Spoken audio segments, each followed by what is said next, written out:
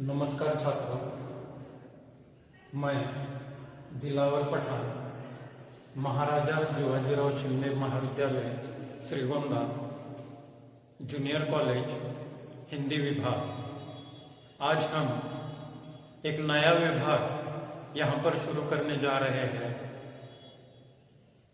जिसका नाम हम लोगों को यहाँ पर दिखाई देता है सुनो किशोरी। तथा आज के हमारे जो लेखिकाएं जैसे कि आशा रानी होरा इस पाठ के माध्यम से हमें जो संदेश दे रही है वह संदेश आशा रानी होरा जी का परिचय तथा उनकी जो प्रमुख कृतियां हैं उन कृतियों को यहाँ पर देखने जा रहे हैं। चलिए तो सबसे पहले हम लेखक जो है उनका परिचय यहाँ पर देखेंगे। श्रीमती आशा रानी होरा जी का जन्म 7 अप्रैल 1921 को अविभाजित भारत के झेलम जिले के तकवाल तहसील स्थित ग्राम दुल्हा में हुआ। आधुनिक हिंदी साहित्य में नारी विषयक लेखन में आप अपना अलग स्थान रखती है। प्रतिष्ठित पत्रिकाओं में आपके लेख धारावाहिक रूप से छपते रहते हैं। विभिन्न क्षेत्रों में अग्रणी रही महिलाओं के जीवन संघर्ष को चित्रित करना और वर्तमान नारी वर्ग के सम्मुख आदर्श प्रस्तुत करना आपके लेखन कार्य का प्रमुख उद्देश्य रहा है। अब देखिए, हम आदि काल से देखते आ रहे हैं कि हमारी जो भारतीय महिलाएं हैं उन महिलाओं की जो समस्याएं हैं, अर्थात आदि काल में महिलाओं की समस्याएं अलग थी। आज आधुनिक काल में जो महिलाएं अपने पति के कंधे से कंधा लगाकर कार्य कर रही है, ऐसी महिलाओं की समस्याएं आज हम लोगों को अलग दिखाई देती है। अर्थात आज की महिलाओं की जो समस्याएं हैं उन समस्याओं को स्पष्ट करने का प्रयास लेखिका यहाँ पर करती हुई हम लोगों को दिखाई देती है। आपकी रचनाओं ने लेखन की नई धारा को जन्म दिया है और हिंदी साहित्य में नारी विमर्श लेखन की परंपरा को समृद्ध किया है। आप अनेक प्रतिष्ठित पुरस्कारों से सम्मानित हैं। आशा रानी होरा जी को अलग अलग प्रकार के पुरस्कार यहाँ पर प्राप्त हुए हैं। आपका निधन 2009 में हुआ। यह हुआ लेखिका का परिचय। अब हम उनकी प्रमुख कृतियां देखेंगे। भारत की प्रथम महिलाएं, स्वतंत्रता सेनानी लेखिकाएं, क्रांतिकारी किशोरी, स्वाधीनता सेनानी, लेखक, पत्रकार इत्यादि उनकी प्रमुख कृतियां हम लोगों को यहाँ पर दिखाई देती है। अब यह जो विधा है पत्र, अर्थात एक पत्र के माध्यम से लेखिका अपने विचारों को यहाँ पर स्पष्ट करती है। अब यह जो विधा है, इस विधा का परिचय यहाँ पर हम देखते हैं। अनेक साहित्यकारों, महान राजनीतिकों द्वारा अपने परिजनों को भेजे गए पत्रों ने तत्कालीन साहित्यिक, सामाजिक, राजनीतिक, सांस्कृतिक स्थितियों का लेखा जोखा प्रखरता से प्रस्तुत किया गया है। देखिए, अपने अपने समय में जो महान साहित्यकार थे, राजनीतिक लोग थे, ऐसे लोगों द्वारा अपने परिजनों, अपने परिचित लोगों को जो पत्र भेजे गए हैं वह पत्र तत्कालीन साहित्यिक, सामाजिक, राजनीतिक तथा सांस्कृतिक स्थितियों का लेखा जोखा यहाँ पर प्रखरता से प्रस्तुत करते हैं। इन पत्रों का कला पक्ष साहित्यिक कलात्मकता को स्पर्श करता है। यहाँ पर यह जो पत्र है अलग अलग लोगों ने भेजे हुए, वह पत्र कला पक्ष साहित्यिक कलात्मकता को स्पर्श करता हुआ हम लोगों को दिखाई देता है। अब हम पाठ का परिचय देखेंगे। यह जो पाठ है सुनो किशोरी, इस पाठ का जो परिचय है उस परिचय को यहाँ पर हम देखेंगे। लेखिका ने अपनी इस नवीनतम शैली में किशोरियों की शंकाओं, प्रश्नों एवं दुश्चिंताओं का समाधान एक मां, अंतरंग सहेली और मार्गदर्शिका के रूप में किया है। अब देखिए, जो आज की किशोरियां है, युवतियां है, ऐसे युवतियों की जो समस्याएं हैं, ऐसे युवतियों की जो शंकाएं हैं, उन शंकाओं का समाधान लेखिका एक मां के स्तर पर, एक अंतरंग सहेली के स्तर पर तथा मार्गदर्शिका के स्तर पर किशोरियों की समस्याओं का समाधान यहां पर करती हुई हम लोगों को दिखाई देती है। फिर किशोरियों के हृदय में झांक कर मित्रवत उन्हें उचित, अनुचित, करणीय, अकरणीय का बोध कराती है। फिर लेखिका ने किशोरियों के हृदय में झांक कर किशोरियों की समस्याओं को समझकर एक मित्र के नाते, मित्रांनो, आई वडिलांशी आपलं नातं, आई आणि वडील हे तर आहेच रे, परंतु त्याचबरोबर एक मार्गदर्शक, एक मित्र, मैत्रीण किंवा मार्गदर्शिका असं सुद्धा असणं या ठिकाणी अत्यंत महत्वाचं आहे। लेखिका ने भी यहां पर यही किया है कि किशोरियों के हृदय में झांक कर उन्हें एक सहेली की तरह उचित क्या है अथवा अनुचित क्या है, उचित अर्थात योग्य, अनुचित अर्थात अयोग्य, विलोम शब्द है यहां पर, उचित, अनुचित। फिर करणीय और अकरणीय, युवा अवस्था में कौन सी ऐसी बातें हैं जो बातें हमें करनी चाहिए, युवा अवस्था में कौन सी ऐसी बातें हैं जो हमें अकरणीय अर्थात नहीं करनी चाहिए। अर्थात इन सभी बातों का बोध इस कहानी के माध्यम से आज की नव युवतियों को होता है।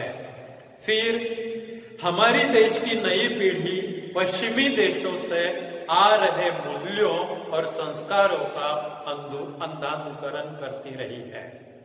आज हमारी जो नई पीढ़ी है वह पाश्चात्य देशों से जो संस्कृति आ रही है, जो संस्कार आ रहे हैं, उन संस्कारों का अंधानुकरण कर रही है।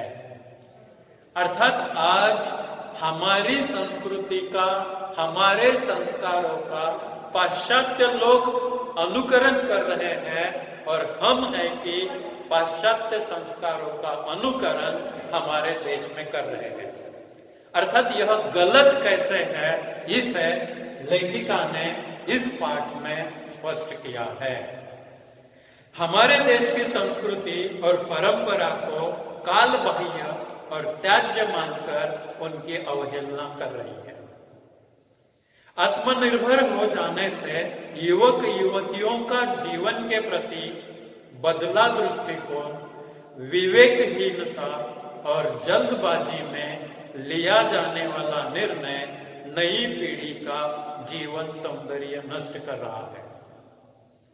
हमारा जो जीवन है, हमारे जो जीवन की सुंदरता है, इस जीवन की सुंदरता को आज जो युवक तथा युवतियां आत्मनिर्भर बन चुके हैं, ऐसे युवक तथा युवतियां जीवन के प्रति उनका जो बदला हुआ दृष्टिकोण है,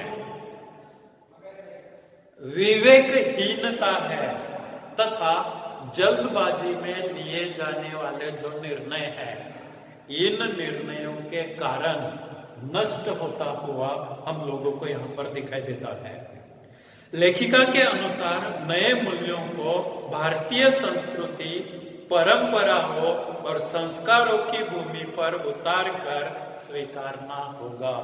नए मूल्यों को स्वीकारना गलत है ऐसी बात नहीं है, नए मूल्यों को भी स्वीकारना है, परंतु उन मूल्यों को भारतीय संस्कृति, परंपराएं तथा संस्कारों के भूमि पर, स्तर पर स्वीकारना यहाँ पर अत्यंत आवश्यक है।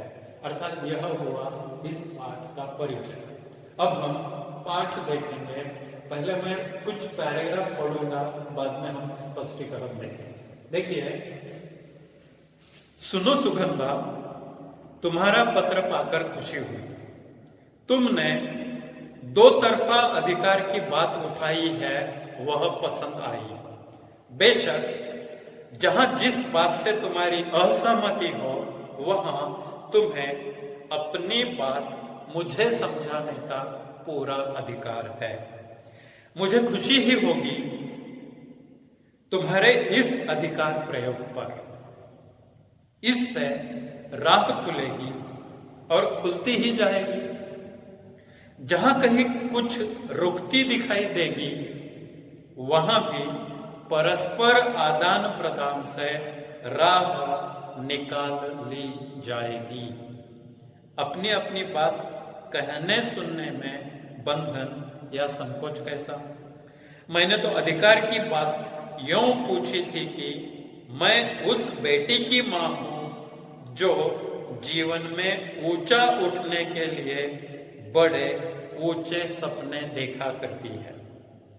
आकाश में अपने छोटे छोटे डैनों को चौड़ा फैलाकर, धरती से बहुत ऊंचाई में फैले इन डैनों को यथार्थ से दूर समझकर भी मैं काटना नहीं चाहती।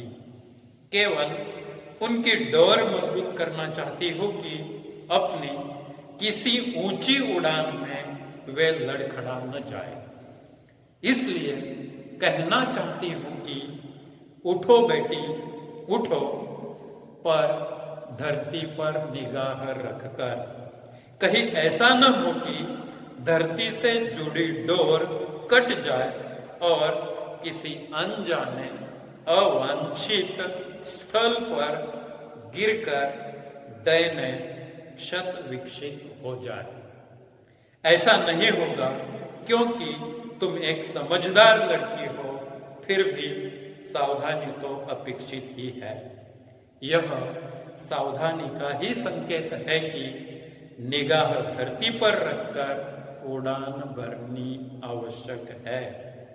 उस धरती पर जो तुम्हारा आधार है, उसमें तुम्हारे परिवेश का, तुम्हारे संस्कार का, तुम्हारी सांस्कृतिक परंपरा का, तुम्हारी सामर्थ्य का भी आधार जुड़ा होना चाहिए।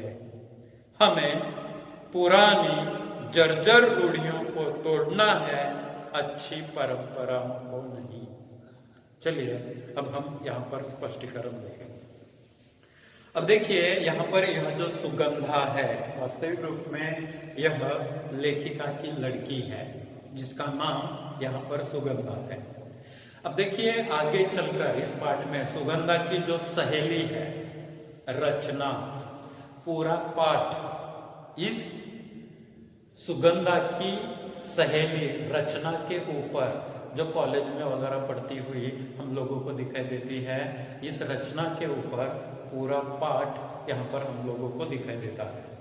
अब देखिए, बहुत सारे विचार यहाँ पर व्यक्त हुए हैं, जैसे कि लेखिका यहाँ पर स्पष्ट करती है कि उनकी जो लड़की है, उस लड़की का जो पत्र आया है, उस पत्र को पाकर उन्हें यहाँ पर खुशी होती हुई हम लोगों को दिखाई देती है। अब देखिए, यह जो पैराग्राफ मैंने पढ़ा है, इस पैराग्राफ के ऊपर जो प्रश्न पूछे जाते हैं वह किस प्रकार के होंगे। तो कृति एक है, कारण लिखिए। सुगंधाता पत्र पाकर लेखिका को खुशी हुई। अब देखिए, इसका जो उत्तर है वह उत्तर क्योंकि सुगंधा लेखिका की पुत्री थी। आ गया समझ में? हाँ। दूसरा प्रश्न पूछा जाएगा, कारण लिखिए। हमें पुरानी जर्जर रूढ़ियों को तोड़ना है। अभी अभी मैंने पढ़ा है। क्यों? क्योंकि रूढ़ियों का पालन करके समाज पिछड़ रहा है। उदाहरणार्थ बाल विवाह, पर्दा प्रथा। प्रश्न क्या है? हमें पुरानी जर्जर रूढ़ियों को तोड़ना है। क्यों तोड़ना है? कारण क्या है? क्या कारण है? रूढ़ियों का पालन, रूढ़ी अर्थात परंपरा, रूढ़ियों का पालन करके समाज आज पिछड़ रहा है, प्रगति नहीं कर रहा है, जिसके कारण हमें रूढ़ियों को तोड़ना है।